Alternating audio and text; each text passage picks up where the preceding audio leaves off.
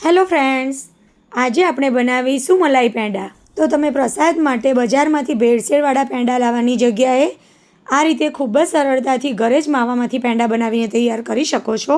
ખાવામાં ખૂબ જ સરસ, સોફ્ટ અને માવાદાર આ પેંડા ઘરે બનાવવા ખૂબ જ સહેલા છે. તો હું છું નિરાલી અને નિરાલીસ કિચનમાં તમારું સ્વાગત છે. તો ચાલો બનાવવાનું શરૂ કરીએ. તો મલાઈ પેંડા બનાવવા માટે અત્યારે મેં વજનમાં 600 ગ્રામ મોળો માવો લીધો છે. માવાને તમારે 2 કલાક પહેલાં ફ્રીઝમાંથી બહાર કાઢી લેવાનો, એટલે રૂમ ટેમ્પરેચર પર આવી જાય અને એનું ટેક્સચર એકદમ સોફ્ટ થઈ જાય. હવે માવાને આપણે શેકવાનો છે, તો એના માટે ગેસ ઓન કરી એક પેનમાં સ્લો ફ્લેમ પર આ રીતે મિક્સ કરતાં શેકી લઈશું. આ રીતે માવાને થોડીક વાર માટે શેકી લેવાથી પેંડાની સેલ્ફ લાઈફ વધી જશે. ગેસની ફ્લેમ સ્લો રાખવાની અને આ રીતે જાડા તળિયાવાળું વાસણ લેવાનું, જેથી શેકતી વખતે તળિયે બિલકુલ ચોંટે નહીં. ગેસની ફ્લેમ જો તમે હાઈ રાખશો ને તો બની શકે કે માવો બળી જાય અને પેંડામાંથી બળેલાની સ્મેલ આવે. આ માવાને આપણે વધારે ના શેકતા ફક્ત 4 થી 5 મિનિટ માટે શેકવાનો છે. માવાને મેં છીણીને ઉપયોગમાં લીધો છે, જેથીમાં કોઈ પણ જાતના લમ્સ ના રહે અને શેકવામાં પણ સરળતા રહે. જો તમે છીણ્યો નહીં હોય અથવા તો એનો સરખી રીતે ભૂકો નહીં કર્યો હોય તો બની શકે કે આખા ગાંગડા રહી જાય અને શેકવામાં વાર લાગે. તો સતત આ રીતે મિક્સ કરતાં માવાને બરાબર શેકી લઈશું. સ્લો ફ્લેમ પર 4 થી 5 જ મિનિટમાં માવાનું ટેક્સચર એકદમ સરસ સ્મૂથ થઈ જશે. તો અહીં 2 વાતનું તમારે ધ્યાન રાખવાનું છે. ગેસની ફ્લેમ સ્લો રાખવાની અને વાસણ જાડા તળિયાવાળું લેવાનું. તો સ્લો ફ્લેમ પર માવાને શેકાતા 2 થી 3 મિનિટ જેટલો સમય થઈ ગયો અને તમે જોઈ શકો છો માવાનું ટેક્સચર આ રીતનું થયું છે. તો આ સ્ટેજ પર હવે આપણે એમાં ઉમેરીશું ખાંડ.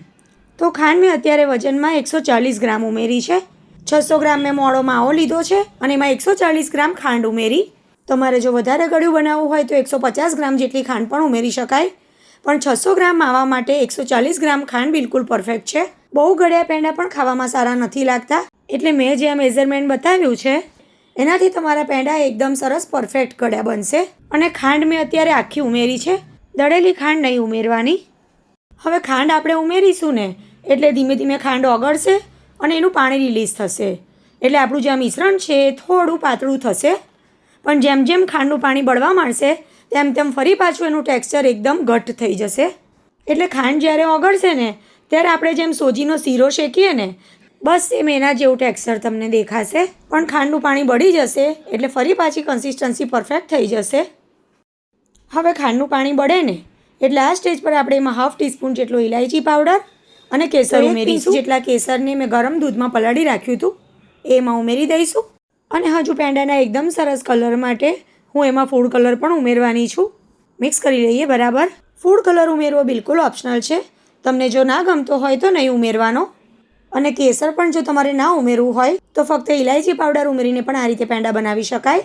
હવે આપણે એમાં 1 પિંચ જેટલો યલો ફૂડ કલર ઉમેરીશું. તો ફ્રેન્ડ્સ, અત્યારે નવરાત્રિ ચાલી રહી છે, તો માતાજીને ધરાવવા માટે તમારે જો કોઈ પ્રસાદ તૈયાર કરવો હોય તો આ રીતે એકદમ સરળતાથી ઘરે જ બનાવીને તૈયાર કરી શકાય.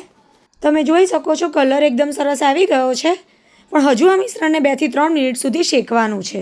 જેમ જેમ ખાંડનું પાણી બળતું જશે તેમ તેમ હજુ એનું ટેક્સચર વધારે થીક થઈ જશે. જુઓ, એની કન્સિસ્ટન્સી આ રીતની તૈયાર થઈ છે. તો બસ હવે ફક્ત 2 થી 3 જ મિનિટમાં પેંડાનું મિશ્રણ શેકાઈને તૈયાર થઈ જશે. તમે જોઈ શકો છો કે પહેલાં કરતાં તેનું ટેક્સચર ઘણું ઘટ થઈ ગયું છે. હવે એ પરફેક્ટ થયું છે કે નહીં એ ચેક કરવા માટે એક પ્લેટ પર આ રીતે મિશ્રણને થોડું સ્પ્રેડ કરી દેવાનું અને અડધી મિનિટ માટે સાઈડ પર રહેવા દેવાનું. થોડું એ ઠંડુ થઈ જાય ત્યાર પછી આપણે એને ચેક કરીએ. અને એ ઠંડુ થાય ત્યાં સુધીમાં પણ આ જે પેનમાં મિશ્રણ છે એને આપણે સ્લો ફ્લેમ પર આ રીતે સતત મિક્સ કરી લેવાનું છે, જેથી એ ઓવરકુક ના થઈ જાય અને તળિયે બિલકુલ ચોંટે નહીં. હવે 30 સેકન્ડ પછી તમે આ રીતે મિશ્રણને લેશો તો ઇઝીલી એનો ગોળો વળી જશે, હાથમાં બિલકુલ ચોંટે નહીં. તો બસ પેંડા માટેનું મિશ્રણ આપણું તૈયાર થઈ ગયું છે. તો ગેસને હવે બંધ કરી દઈશું.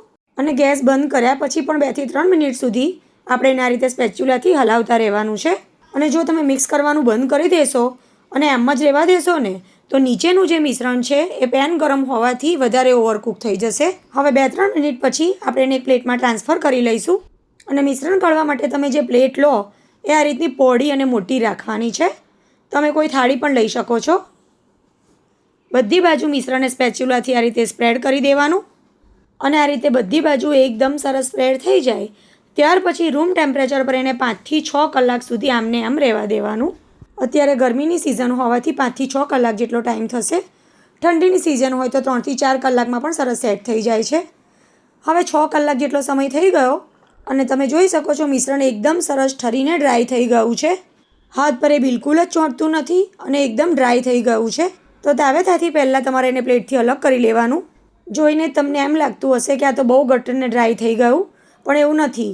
જેવું તમે એને તોડીને મિક્સ કરશો ને અને મસળશો એટલે થોડું એ નરમ થશે. મસળ્યા પછી તમે બધું ભેગું કરશો એટલે હાથની ગરમીને લીધે એ થોડું નરમ થશે. તો મિશ્રણને પ્લેટથી અલગ કરી હાથથી આ રીતે મસળવાનું છે અને એનો ભૂકો કરી લેવાનો છે. અને ભૂકો કરી લીધા પછી તમારે એને હાથથી આ રીતે મસળવાનું છે. તો મુઠ્ઠીમાં જેટલું સમાય એટલું મિશ્રણ તમારે હાથમાં લેતું જવાનું અને આ રીતે મસળતા જવાનું. જેટલું તમે એને મસળશો ને એટલું જ એ સ્મૂથ થતું જશે અને પેંડા તમારા એકદમ સરસ થશે. તમે જોઈ શકો છો મસળવાથી આ રીતે બાઇન્ડિંગ આવી જાય છે. તો મિશ્રણ તમારે વધારે નહીં લેવાનું, થોડું થોડું લેતા જવાનું અને મસળતા જવાનું. હવે કોઈક વાર એવું થાય કે મિશ્રણ વધારે ડ્રાય થઈ ગયું છે અથવા તો ઓવરકુક થઈ ગયું છે અને મસળવા છતાં પણ બાઇન્ડિંગ નથી આવતું, તો એવા ટાઈમે તમારે 1 ટેબલસ્પૂન જેટલું દૂધ ઉમેરી ટેક્સચર સરખું કરી લેવાનું અને મિશ્રણને ભેગું કરી આ રીતે લોટ જેવું બાંધી લેવાનું. અને ત્યાર પછી એમાંથી જે સાઇઝના તમારે પેંડા બનાવવા હોય એ રીતના ગોળા તૈયાર કરી લેવાના. તો બધા જ ગોળા મેં તૈયાર કરી લીધા. તમારે જો પ્રસાદ માટે પેંડા બનાવવા હોય તો થોડા નાના ગોળા બનાવવાના અને ગોળાને હાથમાં લઈ આ રીતે ગોળ ગોળ ફેરવતા જવાનું અને ચપટું કરી લેવાનું. અને ત્યાર પછી ગોળ ગોળ ફેરવતા પેંડા જેવો શેપ આપી દેવાનો. તમારી પાસે જો એવી કોઈ નાની ડબ્બી હોય તો મિશ્રણને એમાં મૂકી અને પેંડા જેવો શેપ આપી દેવાનો. જો આ રીતે તૈયાર થશે અને કિનારી પર જો કોઈ ક્રેક્સ આવી હોય તો સરખી કરી લેવાની. હવે એના પર જો ડિઝાઇન કરવી હોય તો આ રીતનો જારો લઈ લેવાનો અને પેંડાને એની પર મૂકી અને હલકું પ્રેસ કરશો એટલે આ રીતની ડિઝાઇન તૈયાર થઈ જશે. અથવા તો તમારી પાસે જો પેંડા બનાવવાનું મશીન હોય તો એનાથી પણ બનાવી શકાય, પણ મારી પાસે નથી એટલે અત્યારે હું જારાથી ડિઝાઇન બનાવી રહી છું. તો બધા જ પેંડા એ રીતે તૈયાર કરી લઈશું અને જારાથી એને ડિઝાઇન તૈયાર કરી લઈશું. બીજો પણ એક પેંડો તૈયાર કરીને બતાવું. હાથમાં ગોળો લઈ આ રીતે હથેળીથી ચપટું કરી લેવાનું અને ગોળ ગોળ ફેરવી આ રીતે પેંડા જેવો શેપ આપી દેવાનો અને ત્યાર પછી થોડું પ્રેસ કરી જારાથી એના પર ડિઝાઇન બનાવી લેવાની. અને જો તમારે ડિઝાઇન ના બનાવવી હોય તો આમને આમ જ એને પિસ્તાથી કે ઇલાયચીના દાણાથી ગાર્નિશ કરી લેવાના. તો આ પ્રમાણે બધા જ પેંડા આપણે તૈયાર કરી લઈશું. જુઓ દેખાવમાં પણ કેટલા સરસ લાગે છે.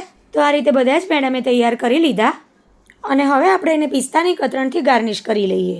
તમે એને બદામની સ્લાઇસ, કેસર કે ઇલાયચીનો દાણો મૂકીને પણ ગાર્નિશ કરી શકો છો. તો પેંડા આપણા બનીને તૈયાર થઈ ગયા. એક પેંડાને તોડીને પણ હું અંદરથી એનું ટેક્સચર બતાવીશ એટલે તમને ખ્યાલ આવે કે પેંડા આપણા કેટલા સરસ સોફ્ટ બન્યા છે. તો બજાર કરતાં સસ્તા અને ચોખ્ખા ઘરે જ બનાવેલા આ પેંડા તમે માતાજીને પ્રસાદમાં પણ ધરાવી શકો અથવા તો ઉપવાસમાં પણ ખાઈ શકો છો. તો ફ્રેન્ડ્સ, આજની આ પેંડાની રેસીપી તમને કેવી લાગી એ મને કમેન્ટ દ્વારા જરૂરથી જણાવજો. અને રેસીપી સારી લાગી હોય તો વિડીયોને લાઇક કરજો, શેર કરજો અને આવી જ બીજી નવી રેસીપી યુટ્યુબ પર જોવા માટે મારી ચેનલ નિરાલીસ કિચનને સબસ્ક્રાઈબ કરજો. તો ફરી મળીશું એક આવી જ નવી અને ઉપયોગી રેસીપી સાથે. આવજો.